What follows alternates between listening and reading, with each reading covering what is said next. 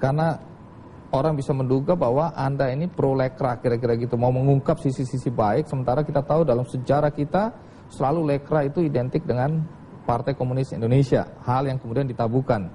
Dan yang menarik, apakah setelah dilarang, buku yang berkali-kali dikembalikan ini laku atau diburu orang? Kita ikuti dulu profil dua penulisnya.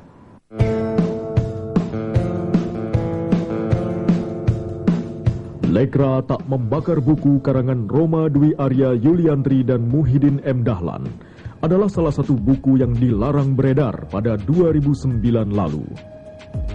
Buku ini memuat sisi positif Lembaga Kebudayaan Rakyat Lekra, organisasi yang berafiliasi dengan Partai Komunis Indonesia pada tahun 50 hingga 65. Padahal, menurut penulisnya, buku ini berisi ulasan Lekra yang diambil dari surat kabar harian rakyat mulai tahun 50 hingga 65. Penulis mendapatkan surat kabar yang berkali-kali dibredel itu, diantaranya dari Perpustakaan Nasional dan Perpustakaan Daerah Yogyakarta. Jadi memang isinya itu kemudian pada kurun waktu periode itu kita mencoba memaparkan bahwa ada seniman-seniman yang ikut menyumbang, yang turun ke bawah ke masyarakat untuk berkomunikasi langsung dengan masyarakat, mensosialisasikan program pemerintah, program partai dan sebagainya. Mereka memberi andil besar. Sebenarnya, gambar Palu Arit, lambang Partai Komunis Indonesia PKI di masa Orde Lama pada sampul buku ini sudah diganti dengan gambar kertas putih agar tidak ada kontroversi.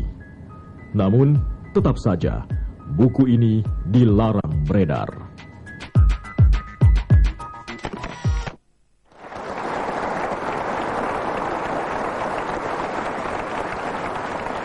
Jadi, ini hasil penelitian ya. Anda berdua punya latar belakang riset sejarah pers sebetulnya. Kita sudah melakukan riset pers dari tahun 1908 sampai 2007. Jadi setiap hari kita baca koran lama sampai koran yang baru.